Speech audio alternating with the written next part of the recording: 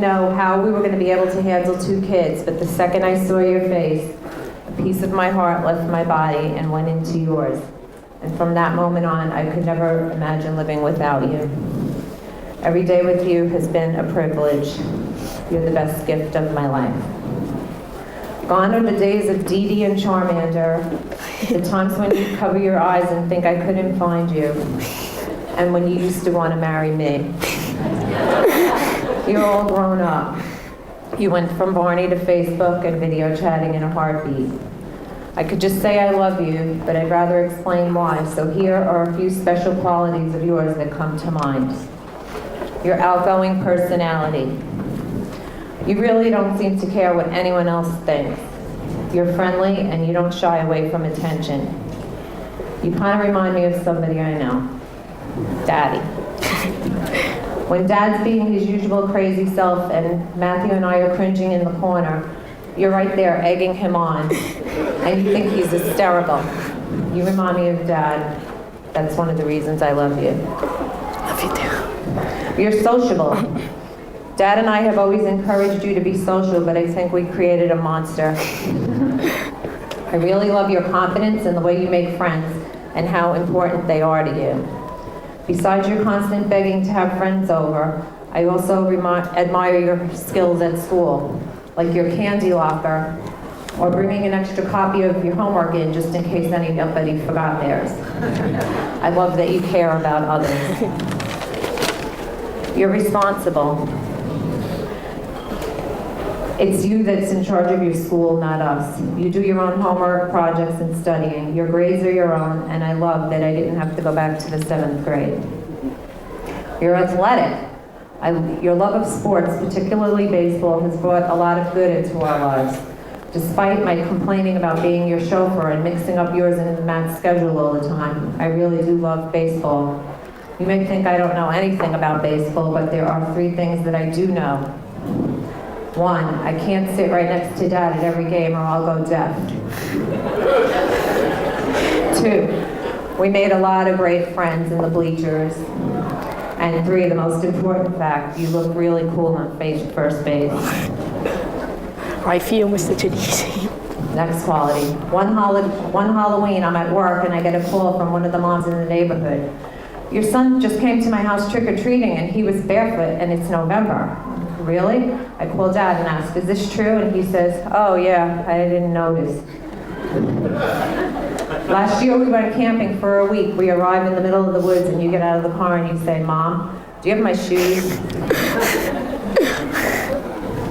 Then just last month you show up at baseball and get out of Janet's car, barefoot, no cleats. I like to call this quality your carefree spirit. And finally, the most important quality you have in my eyes is that you're lovable. Not only to me, but to everyone. Your affection is natural and it comes easily. You're always happy and smiling and a pleasure to be around. You love to cuddle and you always say I love you.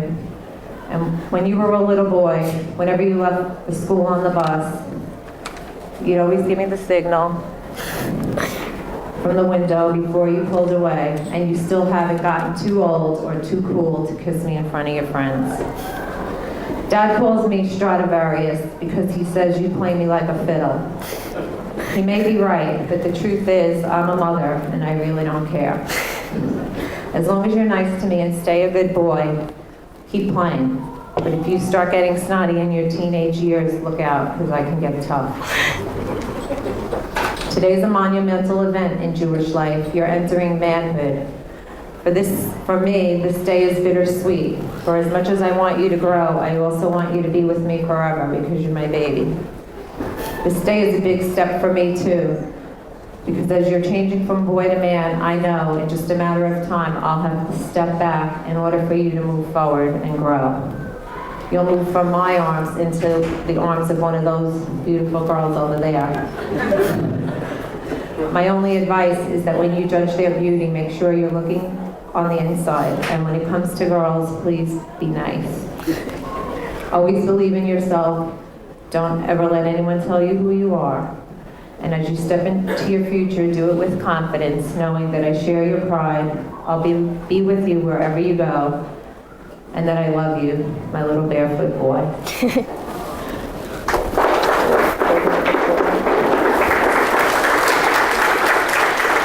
Dad's making up the speeches. Wow. I get the podium. I want to say thank you to Tina for saying thank you to everybody, so I don't have to do that. I want to say thank you to my mom. Thank you. No. I want to thank you for being the strong person you've been, not only my whole life, but especially for the last 5 years. I don't know anybody who can do what you've done physically, mentally, and emotionally, and at the end of the day, still be there for your family, putting everybody else first. I love you. You're an amazing woman. Thank you. Tina, I don't know how you do all the things you do. I don't know how The you grunt do work. that. I don't know why you do most of that. But I think when I'm in the thick of it and I'm watching you pack for a camping trip for 6 days that I can pack for in 10 minutes. I said I can do that in 10 minutes, and 6 days later you're still packing, but we get up to Yogi Bear at 2 in the morning, and anything anybody wants, Mom has it. And anything anybody needs, Mom has it. And you don't have it just for me and you and Matt and Adam, but you have it for all 50 kids that went camping with us, and all 20 adults that went camping with us. And we're at a party at our house, and it's going beautiful. It's not beautiful because you put out the right stemware or order the proper amount of dinner. It's beautiful because you know who drinks Kettle One, you know who drinks Baileys, you know who drinks honey scotch, and you go out of your way to get it for them. You know who can't eat shell food, and you go out of your way to have other seafood. I know that you do all this stuff to make everybody feel special every day, and I want to say thank you for doing that for me, Matt, and Adam on a daily basis. It's one of the reasons I love you so much. But today's Adam's Day, and I wanted to describe Adam, so I went on the internet and I downloaded 1,000 adjectives. But I'm going to tell a quick story instead.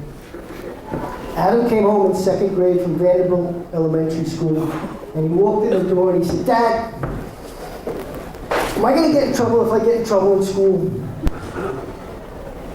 You'll be successful in your relationships. You'll be successful in business. But more importantly, you'll be successful as a person.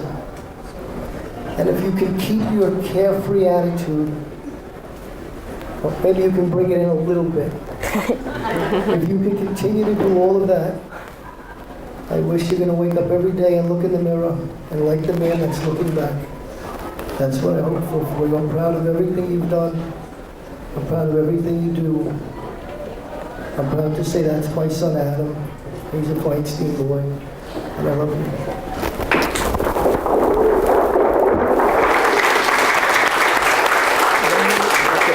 Everybody please rise.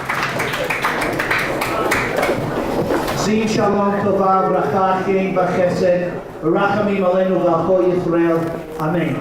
Peace, happiness, and blessing, grace and love and mercy, may these descend on us, all Israel, and in all the world. Adam, I know that I speak for all assembled here this evening when I say to you, may you know only joy and happiness and good health all the days of your life, and you indeed became a bar mitzvah in the 2nd grade. Congratulations, and have a wonderful time at the party, folks. It's over. Yay! Wait, let me flip this way. Do you speak Hebrew? No. I was more nervous for the English than I was for the